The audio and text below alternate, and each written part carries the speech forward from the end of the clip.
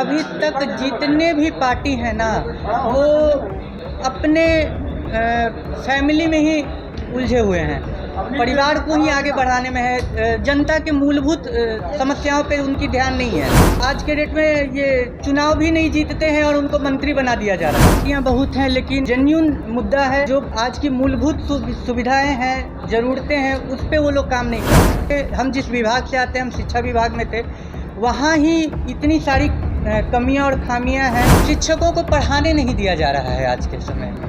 उनसे कभी जनगणना, कभी पशुगणना, तो कभी कुछ इन्हीं चीज़ों में उनको उलझाए रखा जा रहा है। तो ज़रूरी तो नहीं है ना कि जो काम पहले से होता आ रहा है उसको बदला नहीं जा सकता है। नमस्कार, द इंडिया टॉप देख रहे हैं। मैं हूं अखंड ज्योति। देखिए, बीजेपी, आरजेडी सहित तमाम राजनीतिक दलों को टक्कर देने के लिए अब मैदान में जनहित लोक दल उतर चुकी है। देखिए, शिक्षा से जुड़े लोगों ने बड़ा ऐलान कर दिया है कि वह अब राजनीति में उतरेंगे और बिहार के अलग अलग जिलों में भ्रमण करने वाले हैं और उससे पहले वह जनता के किन मुद्दों को उठाएंगे, ये तमाम चीजें स्पष्ट करते नजर आ रहे हैं।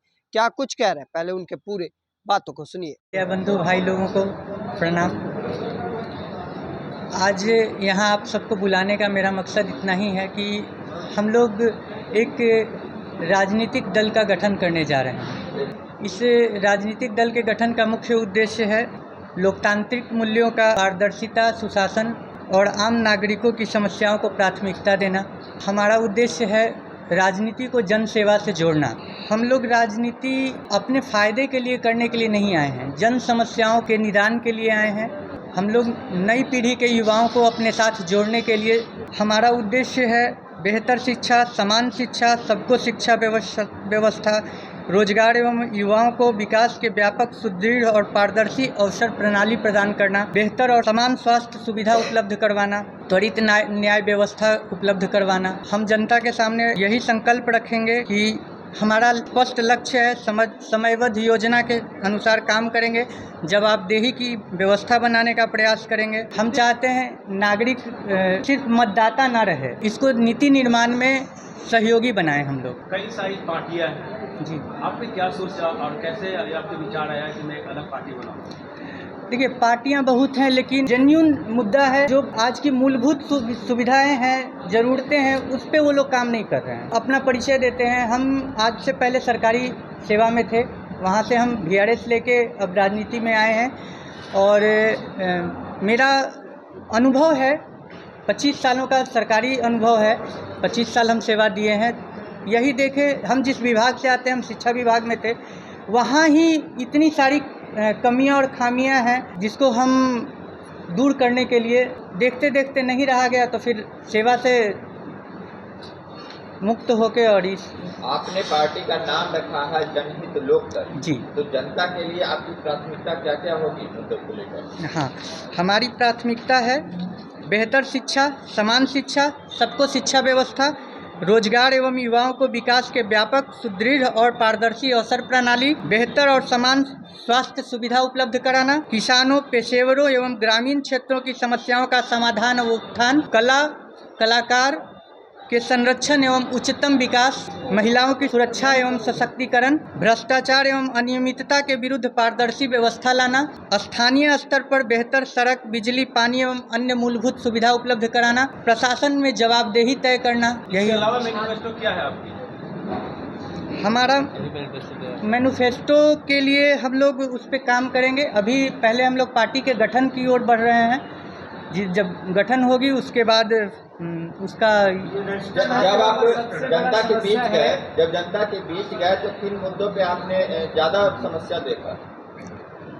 शिक्षा, स्वास्थ्य, कानून व्यवस्था। छात्र कई दिनों से पटना में प्रोटेस्ट कर रहे हैं, इस पे आप क्या शिक्षा विभाग में थे, जी, सरकारी सेवा में थे, आखिर कौन सी ऐसी खामियां रही जो आपको झकझोर दी और आप सीधे जनता के बीच में आ गए? शिक्षा में कौन सी ऐसी बड़ी खामियां थी जो आपको परेशान कर रही थी? शिक्षकों को पढ़ाने नहीं दिया जा रहा है आज के समय में। उनसे कभी जनगणना, कभी पशुगणना, तो कभी कुछ इन्हीं चीज़ों में उनको उलझाए रखा जा रहा है। इतना सारा पेपर वर्क उनको दे दिया गया है, जैसे कभी साइकिल, पोशाक, लन फन, हर चीज़ का एक दायरा है। शिक्षकों को पढ़ाने के लिए नियुक्त किया गया, उसके लिए अलग से आप कर्मचारी बहाल कीजिए। आप शिक्षा से जुड़े हुए व्यक्ति हैं। 1947 से ही टीचर्स लोग से ही करवाया गया था चुनाव से लेकर। हाँ ठीक है, वो सही है, लेकिन इसको करवाया जा रहा है तो ज़रूरी तो नहीं है ना कि जो काम पहले से होता आ रहा है उसको बदला नहीं जा सकता है। अवनीश जी, आप सहमत हैं? एमडीएम का सहमत हैं? बिल्कुल, वो होना चाहिए। आप शिक्षा से जुड़े हुए व्यक्ति हैं। वो क्या टीचर की लाइबिलिटी होती है? जनहित पार्टी रजिस्टर्ड है या अनरजिस्टर्ड है? अभी रजिस्टर करवाने के लिए हम लोग प्रयासरत हैं। सर, पटना में लगातार छात्र प्रोटेस्ट कर रहे हैं शिक्षा प्रदान को लेके, उसमें क्या राय है आप? देखिए, सरकार को उनकी बात सुननी चाहिए।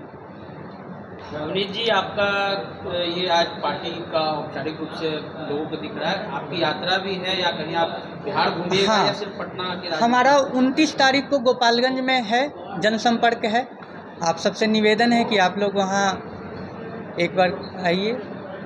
गोपालगंज से शुरू होगा? गोपालगंज से पूरा 38 जिला घूमिएगा? हाँ हाँ हाँ हाँ, एक एक करके हर जगह हम लोग जाएंगे जनसंपर्क में। इतनी सारी पार्टियां हैं, आपको कैसे विचार आया, क्यों आया? देखिए, अभी तक जितने भी पार्टी हैं ना, वो अपने फैमिली में ही उलझे हुए हैं, परिवार को ही आगे बढ़ाने में है, जनता के मूलभूत समस्याओं पे उनकी ध्यान नहीं है। और ये आप लोगों से छुपा हुआ नहीं है। आप देख रहे हैं कि लोग आज के डेट में ये चुनाव भी नहीं जीतते हैं और उनको मंत्री बना दिया जा रहा है, तो इसको क्या कहेंगे आप?